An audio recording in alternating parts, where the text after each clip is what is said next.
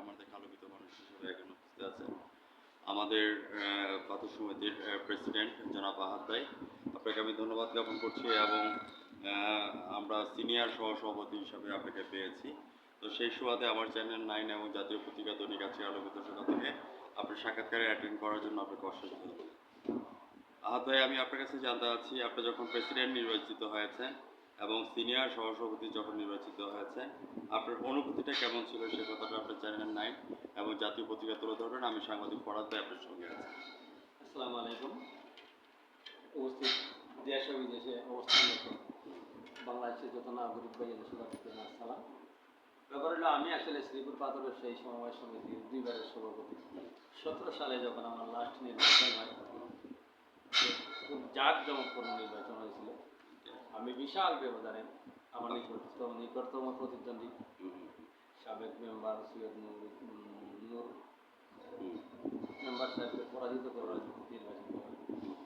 18 সালের লাস্ট দিকে যখন শ্রীপুর করা থেকে আওয়ামী লীগ পন্থী অসাধু ব্যবসায়ীরা যখন শুরু করলো, চাঁদাবাজি শুরু করলো, তারপরে দেখা গেল যে আমার থেকে, আমার ব্যক্তি হাত থেকে আমার শ্রমিক এবং ব্যবসায়ী যারা আছে এরা আমাকে যার জন্য আমি শ্রীপুর কুয়ারির সভাপতি পদ ছেড়ে দিলাম, যাতে আমার এলাকার শ্রমিক ব্যবসায়ীরা যারা ব্যবসা করে তাদের খেটে খাওয়া মানুষ, যেহেতু আমাদের এখানে কোনো কর্মসংস্থান নেই, তারা যেন ব্যবসা করে তাদের জীবিকা রক্ষা করে। কিন্তু দেখা গেল 18-র পর থেকে 2023 24-এর 5 আগস্ট পর্যন্ত ওরা কি কুয়ারি কি চালাবে, শাসনের নামে শোষণ করে আমাদের শ্রমিকদের কাছ থেকে বিভিন্ন পর্যায়ে এটা চাঁদাবাজির মতোই প্রতি 200 ফুট পাথরে 5,000 5,500 টাকা নিয়ে নিল। দেখা গেল আমার শ্রমিকরা বিকালবেলা লেবারের পয়সা দিয়া তাদের 5 লাখ টাকা দিয়ে বিকালবেলা আসলে 2 ফুট চাল নিয়ে করে আনতে পারে নাই, তাদের বাচ্চা ক্ষেত্রে অনেক উপকার। উদার মহিমা 5 তারিখের বৈষম্য ছাত্র আন্দোলনের পরিপ্রেক্ষিতে বাংলাদেশ যখন আবার পুনরায় স্বাধীন হইল, এই স্বাধীনের পরিপ্রেক্ষিতে 6, 7, 8 তারিখে ওদেরকে কুয়ারি থেকে আমরা জনসাধারণ শ্রমিক সহ মিলিয়ে ওদেরকে কুয়ারি থেকে তাড়াইয়া দিল। আজও অবধি আমাদের কুয়ারি 5 তারিখের আগে যাই সাদাবাজি করছিল, টুকটাক যাই চলছিল, কিন্তু 5 তারিখের পর থেকে আজও অবধি আর কুয়ারি চলে নাই। যার কারণ হলো প্রশাসনের কাছে গেলে উনি বলে আমার কিছু করার নাই, যদি সরকার যদি মহোদয় আমাদেরকে সুযোগ সুবিধা না দেয় বা পাথর তোলার অনুমতি না। এখানে আমাদের ইমরান আহমদ স্যার 5 বারের MP প্লাস মন্ত্রী, ওনার কাছে আমরা বিভিন্ন সময় আসলে যেতাম। যাওয়ার পরে উনি বলতেন যে আপনারা একটা কাজ করেন না, যেহেতু পর্যটন এলাকা, বাদাম বিক্রি করে দেখান, নতুবা ফ্লাক্সে চা বইয়ে নিয়ে আসেন, চা বিক্রি করবেন। আর চা আর বাদাম দিয়া একজনের পেট চললো, বাদ বাকি যে হাজার হাজার শ্রমিক তাদের পেট কি দিয়ে চলবে? যার কারণে আজকে আমরা আসলে বহু নির্যাতিত জনতাপুর ইউনিয়নের নাগরিক যারা শ্রমিক যারা ব্যবসায়ীরা, আমি বর্তমান সরকারের কাছে আমাদের দাবি হলো সনাতন পদ্ধতিতে যদি সরকার রাজস্ব নিতে চায় আমরা দিতে প্রস্তুত। ক্যাশ কালেকশন হোক আর ইজারার মাধ্যমে হোক, যেভাবেই নিতে চাই আমরা সরকারের রাজস্ব দিয়ে অন্তত আমাদের জীবিকার রক্ষা করার ব্যবস্থা করা। ধন্যবাদ আহাদ ভাই, খুব সুন্দর একটি কথা তুলে ধরেছেন। আপনাকে আমরা প্রেসিডেন্ট হিসাবে ধন্যবাদ জ্ঞাপন করছি, প্রেসিডেন্ট এবং সিনিয়র সহসভাপতি হিসাবে। আপনি যে কথাটা তুলে ধরলেন, নাম তার ছিল যেন হেনরিক, ছিল যেন জ্বলন্ত ইঞ্জিন, বলবীর বলউন্নত মমসী, শির নেহারি অনত শির ঐশিকৌরি মাতৃ, পুলক তুলক পুলক বেথিয়া খোদার আসন আরস চেদিয়া উঠিয়াছি চির বিস্ময় আমি বিশ্বযাত্রী। আমি বলবো কে বলেছে আমাদের সভাপতি সাহেব নাই, আমাদের সভাপতি সাহেব আছেন প্রেসিডেন্ট হিসাবে এবং সিনিয়র সহসভাপতি আহাদ ভাই। আপনাকে আমি আমার চ্যানেল 9 থেকে আপনাকে আমি ধন্যবাদ জ্ঞাপন করছি এবং স্যালুট জানাচ্ছি যে চাঁদাবাজির থেকে রক্ষা করে মানুষকে উদ্ধার করেছেন। যেখান থেকে দিনাতিপাত করতে 500 টাকার প্যাডেল মেরে যারা দিনাতিপাত করে চলতো, তাদের ঘরের মধ্যে নুনাতে পান্তা পোড়ায়, সেখানের মধ্যে শাহ ইমরান সাহেব 5 বার MP হওয়া সত্ত্বেও যে কথা বলতেছে, ছাগলের 3 নম্বর বাচ্চার কথা এখানে তোলা হয়ে আছে। উনি চাইলে অবশ্য আমাদের এই কোয়ারিটা খুলে দিতে পারতেন, তো এই জন্য আমি উনি মাঝে মধ্যে বলতেন যে এখানে কুয়ারিতে ব্যবসা করে ভোটের সামনে জায়গা কিংবা বাসা ভাড়া করবা, যদি যদি আমাদের ছেলেমেয়েরা ভবিষ্যতে লেখাপড়া করে ভালো স্কুলে তাহলে ভালো মেধা হবে, রাইট দেশের কোনো না কোনো কাজে লাগবে। রাইট কিন্তু এখন দেখা যাচ্ছে আমাদের ছেলেমেয়ে তো লেখাপড়া করানোর মতো কোনো পরিবেশ আর নাই। নাই। তো এই জন্য শাহ ইমরান সাহেবের আমরা নিন্দা জানাই। ছাগলের 3 নম্বর বাচ্চা হিসাবে বলবো যে আমি একজন সাংবাদিক হিসাবে আমি তার ধারাবাহিকতা রক্ষা করার জন্য আপনি যেই চ্যালেঞ্জের মোকাবেলা করে যে আজকে হাঁটিটি পাপা করে মনে করেন যে তাদেরকে রক্ষা করে দিয়েছেন, এটার জন্য আপনার কাছে আমি চিরকৃতজ্ঞ এবং আমরা বাংলাদেশের মানুষ হিসেবে আপনার কাছে কৃতজ্ঞ আছি। তো সেই প্রসঙ্গে আমি আপনাকে অশেষ ধন্যবাদ জ্ঞাপন করছি।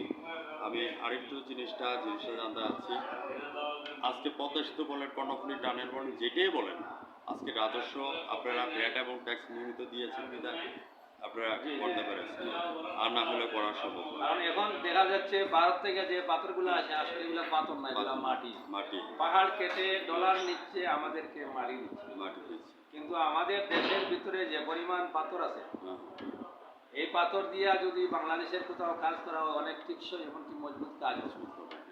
কিন্তু আমরা সরকারের রাজস্ব থেকে মাইনাস হচ্ছি, কিন্তু আমরা ডলার দিচ্ছি মাটি আনছি। মাটি আছে। কারণ এইগুলা তাদের মাটি, তারা পাহাড় কেটে আমাদেরকে দিচ্ছে, ডলার নিচ্ছে। কি যার কারণে আজকে দেশের মধ্যে প্রচুর ডলারের শর্ট। Right exactly. যদি আমাদের দেশের সম্পদ উত্তোলন করে সরকারকে রাজস্ব দেওয়া হয় হ্যাঁ, নিয়মিত, আমার মনে হয় ভারত থেকে আপাতত 2-4-5 বছর পাথর আনার কোনো প্রয়োজন হবে। Right exactly. ভিউয়ার্স, আব্দুল আহাদ ভাই আপনাকে আমি খুব সুন্দরভাবে ধন্যবাদ জ্ঞাপন করছি। কি দেখার কথা কি দেখছি, কি শোনার কথা কি শুনছি, 57 বছর পরও আমি স্বাধীনতাটাকে খুঁজছি। তো সেই ক্ষেত্রে আমি আপনাকে ধন্যবাদ জ্ঞাপন করছি এবং তার ধারাবাহিকতা রক্ষা করার জন্য আমাদের যে 5 তারিখে যে আমরা এই ছাত্র আন্দোলনের মাধ্যমে এবং আপনারা যারা ঝাঁপিয়ে পড়েছেন, তৃণমূল থেকে শুরু করে আপন পর্যায়ে ঝাঁপিয়ে পড়েছেন, আজকে যে আমরা 7 ঘন্টার মধ্যে যে দেশকে দ্বিতীয়বারের জন্য স্বাধীনতা অর্জন করতে পেরেছি, আপনার কাছে কেমন লাগছে? আমাদের লিডার আজকে মনে করেন 5 তারিখের পরে বৈষম্য ছাত্র ঐক্য পরিষদের আন্দোলনের ফসল হিসাবে 5 তারিখের পরে আমরা আসলে নিঃশ্বাস দিতে পারতাম। Right exactly. যার কারণ হইলো আমার শ্রমিকরা ডেইলি 500 টাকা রুজু করে। 500 টাকা রুজু করতে গেলে যদি এখানে দেখা যায় 5 লক্ষ পাত্রে এক গাড়ি পাথর হয়, 2000-2500 5000 টাকা চলে গেলে থাকে কয় টাকা? Right exactly. তার রোজ 500 টাকা পড়তেছে না, পড়তেছে 250 টাকা। এই 250 টাকা দিয়া ওর জীবিকা রক্ষা কিভাবে করবে? ওর ফ্যামিলি তো ও একা, ওর মা আছে, বাপ আছে, স্ত্রী আছে, বাচ্চা আছে, ছেলে আছে, মেয়ে আছে, সবাইকে নিয়ে তো ওর চলাফেরা অনেক কষ্ট। Right exactly. আজকে যদি সরকার রাজস্বের জন্য কুয়ারিগুলা সনাতন পদ্ধতিতে তুলে দেয়, আমাদের এলাকার শ্রমিকদের অভাব থাকে, দেশেরও আজকে যে এই ডলারের সংকট, এটাও আশাবাদী থাকবে না। কারণ হচ্ছে আমরা সরকারের রাজস্ব দেব, আমরা রাজস্ব পাবো, সরকার রাজস্ব পাবে, আমার দেশের উন্নয়ন। আর দেশে যেগুলা কাজ হবে ঠিক সেই কাজ হবে। কারণ ইন্ডিয়া থেকে মাটি এনে আমরা কাজ করছি, কিন্তু বাংলাদেশের পাথর দিয়ে কাজ। Right exactly.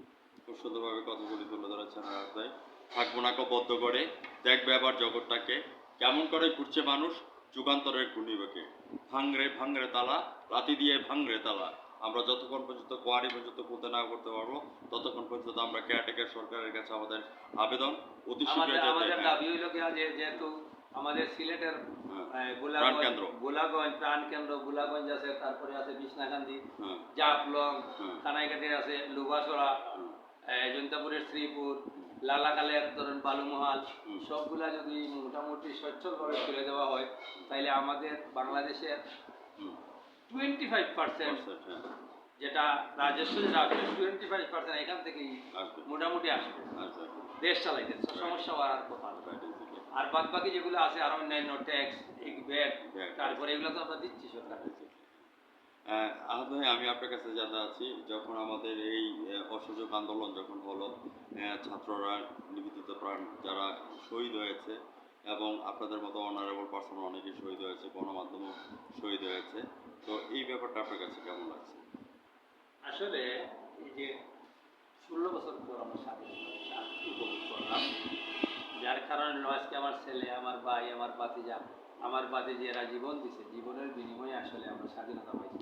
আর নতুবা আমার বিশ্বাস আর কি এই কিয়ামত পর্যন্ত চেষ্টা করলেও এই জালিম সরকারের পতন করা সম্ভব না। খুব সুন্দরভাবে উপস্থাপন হয়ে গেছে। এই ভিডিওর শেষ পর্যন্ত এসে আমি বলবো, কুমড়ো ফুলে ফুলে নয়ে পড়েছে লতাটা, সজনে ডাঁটায় ভরে গেছে গাছটা, আর আমি ডালের বড়ি শুকিয়ে রেখেছি। খোকা, তুই কবে আসবি? কবে ছুটি? চিঠিটা তার পকেটেই ছিল, ছেঁড়া আর রক্তে ভেজা।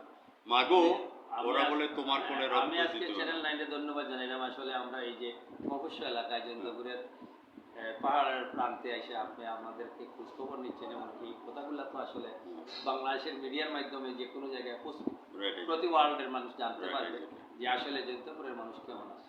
Right, exactly. আমি সাক্ষাৎকারের শেষ পয়েন্টের মধ্যে এসে আবু জাফর আবেদুল্লাহ লিখা কোনো এক মাকে কবিতাটি আপনার জন্য আমি উৎসর্গ করে দিলাম। ভিউয়ার্স যারা আমার চ্যানেলের সামনে আছেন, আজ রাত 9:15 চ্যানেল 9 থেকে আমাদের একজন সমাজসেবক এবং প্রেসিডেন্ট এবং হচ্ছে যে আমাদের প্রেসিডেন্ট হিসেবে আজকের সাক্ষাৎকারটি আজ রাত 9:15 চ্যানেল 9-এ দেখে নেবেন। এবং জাতীয় পত্রিকা দৈনিক আজকের আলোকিত সকাল থেকে আমি সাংবাদিক ফরাজের বিদায় রেখে আনছি। আজ ভালো থাকেন, সুস্থ থাকেন। ধন্যবাদ আপনাকে। সবাই ভালো থাকেন, সুস্থ থাকেন, আর আমার জন্য দোয়া করবেন। ইনশাআল্লাহ। আর আল্লাহ যেন যতদিন বাঁচি অন্তত জনগণের সেবা করে যেতে পারি, এই আশাবাদ ব্যক্ত করে সবাইকে ধন্যবাদ। আসসালাম।